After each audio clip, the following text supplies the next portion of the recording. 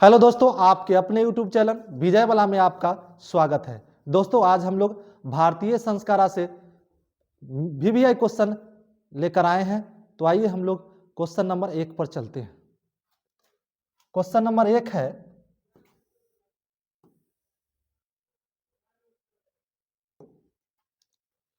Question number 1 है, प्राचीन संस्कृति की पहचान किससे होती है? प्राचीन संस्कृति की पहचान किससे होती है? तो प्राचीन संस्कृति की पहचान संस्कार से होती है। ऑप्शन नंबर बी हो जाएगा सही जवाब। यानी प्राचीन संस्कृति की पहचान जो है वह संस्कारों से होती है। ऑप्शन नंबर बी हो जाएगा सही जवाब। क्वेश्चन नंबर 2 पर चलते हैं। क्वेश्चन नंबर 2 है, सीमंतोनयन किस प्रकार का संस्कार है? सीमंतोनयन किस प्रकार का संस्कार है? सीमंतोनयन किस प्रकार का संस्कार है? ये जन्म पूर्व संस्कार है, या शैशव संस्कार है, या शैक्षणिक संस्कार है, या इनमें से कोई नहीं? तो देखिएगा, सीमंतोनयन संस्कार जो होता है वह जन्म से पहले होता है। यानी यह इसको कहा जा सकता है कि यह जन्म पूर्व संस्कार है। सीमंतोनयन जो है वह जन्म पूर्व संस्कार है। ऑप्शन नंबर ए हो जाएगा सही जवाब। आपको बता दें कि जन्म पूर्व संस्कार के अंतर्गत 3 संस्कार आते हैं। जन्म पूर्व संस्कार के अंतर्गत कितने संस्कार आते हैं? 3 संस्कार आते हैं। पहला होता है गर्भाधान संस्कार, दूसरा होता है पुंसवन संस्कार, पुंसवन संस्कार, और तीसरा होता है, तीसरा तो आपका यही है सीमंतोनयन। तीसरा आपका जो है सीमंतोनयन है। तो जन्म पूर्व संस्कार के अंतर्गत 3 संस्कार आते हैं। पहला गर्भाधान संस्कार, पहला हो जाएगा गर्भाधान संस्कार, दूसरा हो जाएगा आपका पुंसवन संस्कार, और तीसरा आपका हो जाएगा सीमंतोनयन संस्कार। अब ध्यान दीजिए, जन्म पूर्व संस्कार में गर्भाधान संस्कार का मतलब होता है, इसके अंतर्गत आता है गर्भ रक्षा, इसके अंतर्गत आता है गर्भ रक्षा, इसके अंतर्गत आता है गर्भ रक्षा। पुंसवन संस्कार में होता है गर्भस्थ महिलाओं के अंदर पल रहे बच्चे में पहली बार संस्कार का आना, या गर्भस्थ महिलाओं में संस्कार का प्रवेश आना, ये जो है पुंसवन संस्कार में आता है। और ये तीसरा सीमंतोनयन, इसमें गर्भवती को प्रसन्न रखने के लिए, प्रसन्न का मतलब खुश रखने के लिए, गर्भवती को प्रसन्न रखने के लिए, प्रसन्न रखने के लिए यह संस्कार सीमंतोनयन होता है। तो सीमंतोनयन जो होता है वह प्रसन्न रखने के लिए, गर्भवती को प्रसन्न रखने के लिए होता है। पुंसवन संस्कार पहली बार संस्कार जो है गर्भवती महिला में प्रवेश करता है। और ये गर्भाधान जो होता है इसके अंतर्गत होता है गर्भ रक्षा, इसके अंतर्गत क्या होता है? गर्भ रक्षा होता है। चलिए, तो हम लोग अगले सवाल पर चलते हैं, क्वेश्चन नंबर 3 पर। क्वेश्चन नंबर 3 है, क्वेश्चन नंबर 3 है, अंतिम शिक्षा संस्कार क्या है? अंतिम शिक्षा संस्कार क्या है? तो अंतिम शिक्षा संस्कार जो होता है वह समावर्तन संस्कार है। अंतिम शिक्षा संस्कार क्या है? समावर्तन संस्कार है। आपको बता दें कि शिक्षा संस्कार 5 होते हैं। शिक्षा संस्कार कितने होते हैं? 5 होते हैं। और पांचों में पहला होता है आपका अक्षरारंभ, पहला शिक्षा संस्कार होता है अक्षरारंभ, दूसरा होता है उपनयन, दूसरा होता है उपनयन, और तीसरा जो होता है वह वेदारंभ होता है, तीसरा होता है वेदारंभ, और चौथा जो होता है, चौथा जो होता है वह होता है केशांत, चौथा होता है केशांत, और पांचवा जो होता है वह समावर्तन होता है, पांचवा होता है समावर्तन। यानी शिक्षा संस्कार जो होता है वह 5 प्रकार के होते हैं। शिक्षा संस्कार के अंतर्गत जो है 5 संस्कार आते हैं।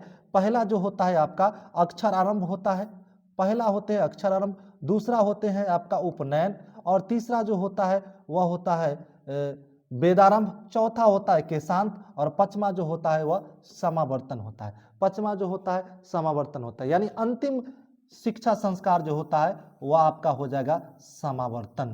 तो इसका ऑप्शन नंबर बी जो है वह सही जवाब हो जाएगा। चलिए अगला क्वेश्चन पर चलते हैं, क्वेश्चन नेक्स्ट पर चलते हैं। क्वेश्चन नंबर 4, क्वेश्चन नंबर 4 है, क्वेश्चन नंबर 4 है, विवाह संस्कार के अंतर्गत, विवाह संस्कार के अंतर्गत क्या नहीं आता है? विवाह संस्कार के अंतर्गत क्या नहीं आता है? तो विवाह संस्कार के अंतर्गत क्या नहीं आता है? ध्यान दीजिएगा, वागदान आता है, सिंदूरदान आता है, कन्यादान भी होता है इसके अंतर्गत, लेकिन गोदान नहीं होता है। गोदान जो है विवाह संस्कार के अंतर्गत नहीं होता है। यह किसके अंतर्गत आता है? तो यह जो होता है यह शिक्षा संस्कार के अंतर्गत आता है। यह शिक्षा संस्कार के अंतर्गत आता है, शिक्षा संस्कार के अंतर्गत आता है। और शिक्षा संस्कार में जो है वह केशांत संस्कार के अंतर्गत होता है। शिक्षा संस्कार में केशांत संस्कार के अंतर्गत जो है गोदान संस्कार होता है। जब पहली बार गुरुआश्रम में शिष्य का पहली बार जब क्षौर कर्म होता है तो उसमें गाय दान दिया जाता है। उसमें क्या दान दिया जाता है? गाय दान दिया जाता है, गाय दान दिया जाता है। और इसीलिए इसको कहा जाता है गोदान संस्कार, इसको कहा जाता है गोदान संस्कार। तो ये गोदान जो होता है वह केशांत संस्कार के अंतर्गत आता है, वह केशांत संस्कार के अंतर्गत आता है और यह शिक्षा संस्कार में होता है। चलिए अगला क्वेश्चन नंबर 5 है पानी ग्रहण। पानी ग्रहण में, पानी ग्रहण जो है वह किस संस्कार में होता है? पानी ग्रहण किस संस्कार में होता है? तो पानी ग्रहण जो है वह विवाह संस्कार में होता है। पानी ग्रहण किस संस्कार में होता है? विवाह संस्कार में होता है। आपको बता दें कि शिक्षा संस्कार जो है इसकी संख्या 5 होती है, शैशव संस्कार की संख्या 6 होती है, विवाह संस्कार ये तो एक ही है, और जन्म पूर्व संस्कार कितने हैं? 3 है, और एक आपका जो है अंत्येष्टि संस्कार है। इस प्रकार से एक जो है आपका अंत्येष्टि संस्कार है। इस प्रकार से संस्कार कुल कितने होते हैं? 16 होते हैं। संस्कार कुल कितने होते हैं? 16 होते हैं। और संस्कार कितने प्रकार के होते हैं? तो 5 प्रकार के होते हैं। संस्कार 5 प्रकार के होते हैं। ये 5वां जो है अंत्येष्टि संस्कार होगा, और ये चारों तो आप देख रहे हैं, चारों आप देख रहे हैं, जन्म पूर्व संस्कार, विवाह संस्कार, शैशव संस्कार, शैक्षणिक संस्कार। तो शैक्षणिक संस्कार जो है इसकी संख्या 5 होती है, शैशव संस्कार की संख्या 6 होती है, विवाह संस्कार 1 ही है, जन्म पूर्व संस्कार 3 है, और अंतिम अंत्येष्टि संस्कार जो है यह 1। ठीक है, तो इस प्रकार से संस्कार कुल मिलाकर कितने हैं? 16 है। चलिए क्वेश्चन नंबर 6 पर चलते हैं। क्वेश्चन नंबर 6 पर चलते हैं। क्वेश्चन नंबर 6, क्वेश्चन नंबर 6 है साहित्य ग्रंथों में केशांत संस्कार नामांतर क्या है? यानी कुछ सवाल है कि साहित्य ग्रंथों में केशांत संस्कार का क्या नाम है? साहित्य ग्रंथों में केशांत संस्कार का किस नाम से जाना जाता है? केशांत संस्कार को किस नाम से जाना जाता है? तो ध्यान से देखिएगा, साहित्य ग्रंथों में केशांत संस्कार को, ये शिक्षा संस्कार के अंतर्गत आता है, और इसको जो है किस नाम से जाना जाता है? गोदान संस्कार के नाम से जाना जाता है। किस नाम से जाना जाता है? गोदान संस्कार के नाम से जाना जाता है। तो केशांत संस्कार पहली बार जो है वह गुरुआश्रम में होता है। पहली बार शिष्य का जो है क्षौर कर्म होता है गुरुआश्रम में, और इसी संस्कार के अंतर्गत गाय दान दिया जाता है, और इसीलिए इसको गोदान संस्कार भी कहा जाता है। केशांत संस्कार को गोदान संस्कार भी कहा जाता है। तो ऑप्शन नंबर डी जो है इसका सही जवाब हो जाएगा। चलिए क्वेश्चन नंबर 7 देखते हैं। क्वेश्चन नंबर 7 देखते हैं। क्वेश्चन नंबर 7 है, क्वेश्चन नंबर 7 है गोदान किस संस्कार का मुख्य कर्म है? गोदान जो है किस संस्कार का मुख्य कर्म है? तो गोदान जो है आपका केशांत संस्कार का मुख्य कर्म है। पहले ही बता दिए थे, गोदान केशांत संस्कार में जो है जब पहली बार गुरु आश्रम में पहली बार शिष्य का क्षौर कर्म किया जाता है तो उसमें गाय दान दिया जाता है, और इसीलिए केशांत संस्कार को ही क्या क्या कहा जाता है? गोदान संस्कार कहा जाता है। तो ये गोदान जो है केशांत संस्कार का मुख्य कर्म है। ऑप्शन नंबर बी इसका सही जवाब हो जाएगा।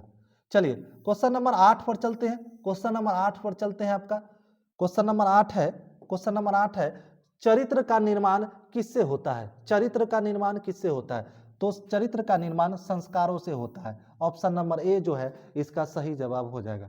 चरित्र का निर्माण संस्कारों से होती है। ऑप्शन नंबर ए इसका सही जवाब हो जाएगा। चलिए क्वेश्चन नंबर अगला चलते हैं। क्वेश्चन नंबर 9 पर चलते हैं। क्वेश्चन नंबर 9 पर चलते हैं। क्वेश्चन नंबर 9 है वागदान। वागदान किस संस्कार में होता है? वागदान किस संस्कार में होता है? तो वागदान जो है वह विवाह संस्कार में होता है। वागदान किस संस्कार में होता है? विवाह संस्कार में होता है। देखिए विवाह संस्कार में अनेक प्रकार के मुख्य कर्मकांड होते हैं, जिसमें लाजा होम, कन्यादान, वर वधु परस्पर निरीक्षणम, समझ रहे, ये आपका लाजा होम भी हो गया, कन्यादान भी हो गया, समझ रहे। तो ये सब जो है इसमें विवाह संस्कार में, मंडप निर्वाणम, ये सब विवाह संस्कार के अंतर्गत आता है। सप्तपदी भी विवाह संस्कार के अंतर्गत आता है। जो आपके पिछले विगत वर्षों में सवाल पूछा गया है कि सप्तपदी संस्कार जो है किस संस्कार के अंतर्गत आता है, तो ये विवाह संस्कार के अंतर्गत आता है। चलिए क्वेश्चन नंबर 10 पर चलते हैं। क्वेश्चन नंबर 10 पर चलते हैं। क्वेश्चन नंबर 10 है, भारतीय संस्कृति की अद्वितीय विशेषता क्या है? भारतीय संस्कृति की अद्वितीय विशेषता क्या है? तो इसकी अद्वितीय विशेषता है संस्कार।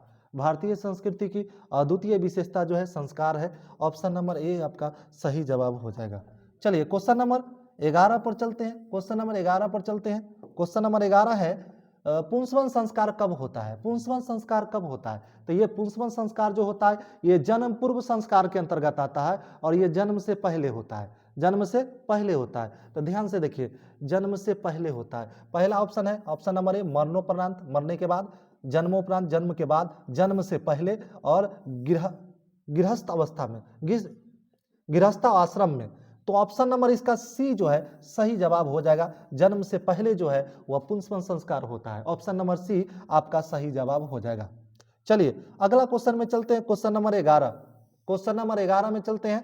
क्वेश्चन नंबर 11 है, शैशवावस्था में कितने संस्कार होते हैं? शैशवावस्था में कितने संस्कार होते हैं? तो शैशवावस्था में जो है वह 6 संस्कार होते हैं। शैशवावस्था में 6 संस्कार होते हैं और शिक्षा में जो है 5 संस्कार होता है। शिक्षा संस्कार में 5, विवाह संस्कार और अंत्येष्टि संस्कार 1 होता है और ये आपका हो गया जन्म पूर्व संस्कार। जन्म पूर्व संस्कार, ये जन्म पूर्व संस्कार जो है 3 होते हैं, गर्भाधान, पुंसवन और सीमंतोनयन। जन्म पूर्व संस्कार कितने होते हैं? 3 होते हैं, गर्भाधान, पुंसवन और सीमंतोनयन। ठीक है, तो इसका ऑप्शन नंबर यानी शैशवा संस्कार कितने होते हैं? 6 होते हैं। आपको ध्यान में रखना है, पांचों संस्कार को आपको ध्यान में रखना है। पहला जन्म पूर्व संस्कार, इसमें कितनी संख्या होती है? जन्म पूर्व संस्कार के अंतर्गत 3 संस्कार आते हैं, गर्भाधान, पुंसवन और सीमंतोनयन। अगला है आपका शैशव संस्कार, इसके अंतर्गत 6 आते हैं। अगला है शिक्षा संस्कार, इसके अंतर्गत 5 आते हैं। अगला है विवाह संस्कार और उसके बाद है अंत्येष्टि संस्कार। विवाह संस्कार और अंत्येष्टि संस्कार, तो कुल मिलाकर संस्कार 5 प्रकार के होते हैं और पांचों में जो है 16 संस्कार आते हैं। समझ रहे? पहला जन्म पूर्व, दूसरा शैशव, तीसरा शिक्षा, चौथा जो है वह विवाह संस्कार है और 5वां जो है अंत्येष्टि संस्कार है, अंतिम संस्कार है। चलिए क्वेश्चन नंबर 13 पर चलते हैं। क्वेश्चन नंबर 13 पर चलते हैं। क्वेश्चन नंबर 13 है, प्राचीन काल में शिष्य को क्या कहा जाता था? प्राचीन काल में शिष्य को क्या कहा जाता था? तो प्राचीन काल में शिष्य को जो है वह ब्रह्मचारी कहा जाता था। ऑप्शन नंबर ए जो है आपका सही जवाब हो जाएगा। ऑप्शन नंबर ए आपका सही जवाब हो जाएगा। अगला क्वेश्चन पर चलते हैं। अगला क्वेश्चन है 14। अगला क्वेश्चन है 14 नंबर क्वेश्चन है, सप्तपदी कर्मकांड यानी सप्तपदी क्रिया जो है किस संस्कार में होता है? पहले ही बता दिए थे, विवाह संस्कार के अंतर्गत जो है लाजा होम, सप्तपदी कन्यादान, सिंदूरदान, मंडप निर्माण, वागदान, ये सब जो है विवाह संस्कार में होता है और विवाह संस्कार के अंतर्गत आता है सप्तपदी क्रिया। ऑप्शन नंबर बी जो है इसका सही जवाब हो जाएगा। चलिए अगला क्वेश्चन में चलते हैं। अगला क्वेश्चन में चलते हैं। क्वेश्चन नंबर नेक्स्ट है, क्वेश्चन नंबर नेक्स्ट है, समावर्तन संस्कार का उद्देश्य क्या है? समावर्तन संस्कार का क्या उद्देश्य है? ये समावर्तन संस्कार किस संस्कार के अंतर्गत आता है? तो ये शिक्षा संस्कार के अंतर्गत आता है। किसके अंतर्गत आता है? शिक्षा संस्कार के अंतर्गत आता है। और जब शिक्षा समाप्ति हो जाता है, ये समावर्तन संस्कार, ये शिक्षा संस्कार का सबसे अंतिम संस्कार है, सबसे अंतिम संस्कार है और ये शिक्षा संस्कार के अंतर्गत आता है। तो यह कब, जब इसका मुख्य उद्देश्य क्या है समावर्तन का? तो मुख्य उद्देश्य है गुरुगृह से गृहस्थ जीवन में प्रवेश करना।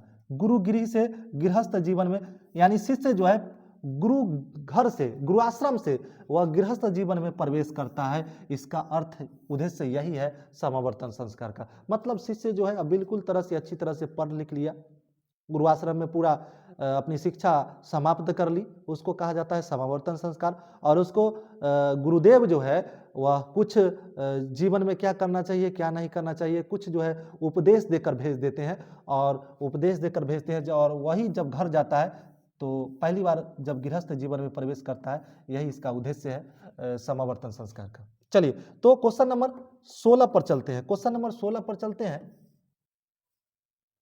क्वेश्चन नंबर 16 है, किस संस्कार के साथ लोग वास्तविक गृहस्थ में प्रवेश करते हैं? वास्तविक गृहस्थ देखिए, ये दो प्रकार का गृहस्थ होता है। पहला कि जब बच्चे शिष्य जो है पहली बार जब वह गुरुआश्रम से निकल जाता है, पढ़ाई शिक्षा समाप्त करके पहली बार जब वह घर जाता है तो वह गृहस्थ जीवन में प्रवेश करता है। लेकिन वास्तविक रूप से जब गृहस्थ जीवन में वो प्रवेश करता है वह विवाह संस्कार के बाद वास्तविक रूप से जो है गृहस्थ में प्रवेश करता है। कब? जब वह विवाह कर लेता है, यानी विवाह संस्कार के बाद से लोग जो है वह वास्तविक गृहस्थ में प्रवेश कर लेता है। ठीक है, ऑप्शन नंबर बी इसका सही जवाब हो जाएगा। चलिए क्वेश्चन नंबर 17 पर चलते हैं। क्वेश्चन नंबर 17 पर चलते हैं। क्वेश्चन नंबर 17 है, गर्भाधान संस्कार का प्रयोजन क्या है? गर्भाधान संस्कार का प्रयोजन क्या है? तो गर्भाधान संस्कार का प्रयोजन जो है वह गर्भ रक्षा करना है। गर्भाधान का प्रयोजन है गर्भ रक्षा करना। ऑप्शन नंबर ए इसका सही जवाब हो जाएगा। और पुंसवन का मतलब क्या होता है? पुंसवन का मतलब होता है पहली बार गर्भस्थ महिला के अंदर पहली बार संस्कार करना। और सीमंतोनयन का मतलब होता है गर्भवती महिला को प्रसन्न रखना। ये सीमंतोनयन का मतलब होता है।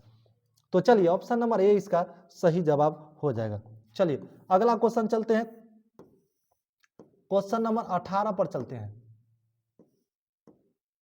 क्वेश्चन नंबर 18 पर चलते हैं। क्वेश्चन नंबर 18 है, सीमंतोनयन संस्कार का प्रयोजन क्या है? सीमंतोनयन संस्कार का प्रयोजन क्या है? तो सीमंतोनयन संस्कार का प्रयोजन है गर्भवती की प्रसन्नता को रखना। गर्भवती की प्रसन्नता को रखना ये सीमंतोनयन का है। सीमंतोनयन का गर्भवती की प्रसन्नता को रखना ये सीमंतोनयन संस्कार का प्रयोजन है। और गर्भस्थ में संस्कारों को आना यह किसका है? इसका यह जो है पुंसवन संस्कार का है। पुंसवन संस्कार में आता है। ठीक है, और गर्भ रक्षा करना यह किस में आता है? यह जो है गर्भाधान में आता है। यह किस में आता है? गर्भाधान में आता है। ठीक है, ये गर्भाधान में आता है। चलिए तो ऑप्शन नंबर बी इसका सही जवाब हो जाएगा। अगला क्वेश्चन पर चलते हैं। क्वेश्चन नंबर आपका 18।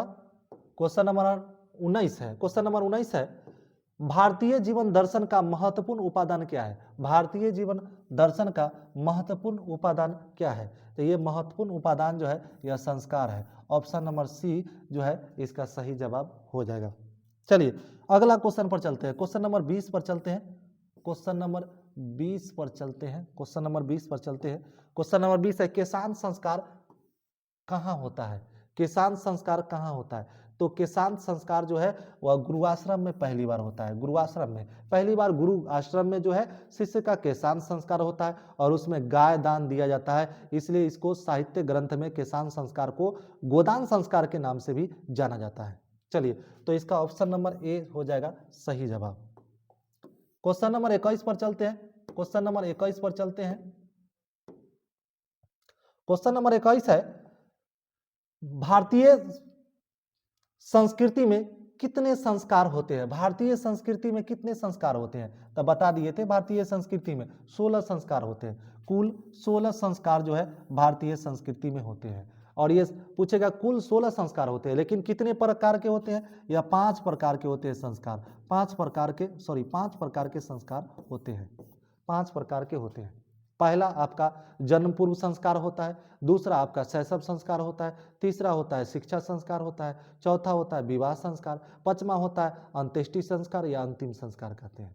ठीक है, तो 5 प्रकार के होता है और पांचों मिलाकर के संस्कार 16 होते हैं। पांचों मिलाकर के 16 होते हैं, यानी जन्म पूर्व संस्कार 3 होते हैं, उसके बाद शैशव संस्कार होते हैं 6 होते हैं, शिक्षा संस्कार जो होते हैं 5 होते हैं, विवाह संस्कार 1 होता है और अंत्येष्टि संस्कार 1 होता है। इस प्रकार से टोटल संस्कार जो होते हैं वह 16 होते हैं। टोटल संस्कार की संख्या कितनी होती है? 16 होती है। चलिए तो नेक्स्ट क्वेश्चन पर चलते हैं। क्वेश्चन नंबर 22 पर चलते हैं। क्वेश्चन नंबर 22 पर चलते हैं। अंत्येष्टि संस्कार कब होता है? यानी अंतिम संस्कार जो है कब होता है? यह जो है मरने के बाद होता है। कब होता है? मरने के बाद होता है। ऑप्शन नंबर ए इसका सही जवाब हो जाएगा। ऑप्शन नंबर ए इसका सही जवाब हो जाएगा। चलिए क्वेश्चन नंबर अगला चलते हैं 23। क्वेश्चन नंबर 23 पर चलते हैं। क्वेश्चन नंबर 23 है, क्वेश्चन नंबर 23 है, जन्म पूर्व संस्कार कितने होते हैं? जन्म पूर्व संस्कार कितने होते हैं? बार बार बताया, जन्म पूर्व संस्कार 3 होते हैं, शैशव संस्कार 6 होते हैं, शिक्षा संस्कार 5 होते हैं, विवाह संस्कार 1 होते हैं, अंत्येष्टि संस्कार 1 होते हैं। तो आपका सवाल पूछ रहा है जन्म पूर्व संस्कार कितने होते हैं? तो ये 3 होते हैं। ऑप्शन नंबर बी त्रेयत यानी 3 होते हैं, 3 होते हैं। ठीक है, ऑप्शन नंबर बी इसका सही जवाब हो जाएगा। चलिए अगला क्वेश्चन पर चलते हैं। क्वेश्चन नंबर 24 पर चलते हैं। क्वेश्चन नंबर 24 है, प्राचीन काले शिष्य डैश इति कथ्यते सम, रिक्त स्थान की पूर्ति उचित विकल्प से करें। प्राचीन काल में शिष्य को डैश कहा जाता था, क्या कहा जाता था? ब्रह्मचारी कहा जाता था। प्राचीन काल में शिष्य को ब्रह्मचारी कहा जाता था। ठीक है, ऑप्शन नंबर सी इसका सही जवाब हो जाएगा। चलिए अगला क्वेश्चन पर चलते हैं। क्वेश्चन नंबर 25 पर चलते हैं। क्वेश्चन नंबर 25 पर चलते हैं। क्वेश्चन नंबर 25 पर चलते हैं। क्वेश्चन नंबर 25 है, भारतीय जीवन दर्शन से महत्वपूर्ण उपादानम डैश इति रिक्त स्थान को उचित पद से भरे। भारतीय जीवन दर्शन का महत्वपूर्ण उपादान डैश है। तो भारतीय जीवन दर्शन का महत्वपूर्ण उपादान क्या है? तो महत्वपूर्ण उपादान जो है वह संस्कार है। महत्वपूर्ण उपादान क्या है? संस्कार है। इसका ऑप्शन नंबर ए जो है सही जवाब हो जाएगा। महत्वपूर्ण उपादान क्या है? संस्कार है। चलिए ऑप्शन नंबर ए इसका सही जवाब हो जाएगा। चलिए क्वेश्चन नंबर चलते हैं 26 पर। क्वेश्चन नंबर 26 है, जन्म पूर्व संस्कार क्यों किया जाता है? जन्म पूर्व संस्कार क्यों किया जाता है? जन्म पूर्व संस्कार क्यों किया जाता है? ध्यान से देखिएगा। तो देखिए जन्म पूर्व संस्कार 3 होते हैं। जन्म पूर्व संस्कार 3 होते हैं, गर्भाधान, पुंसवन और सीमंतोन है। ये तीनों संस्कार क्यों किया जाता है? तब पहला, ये गर्भ रक्षा के लिए, सही बात है।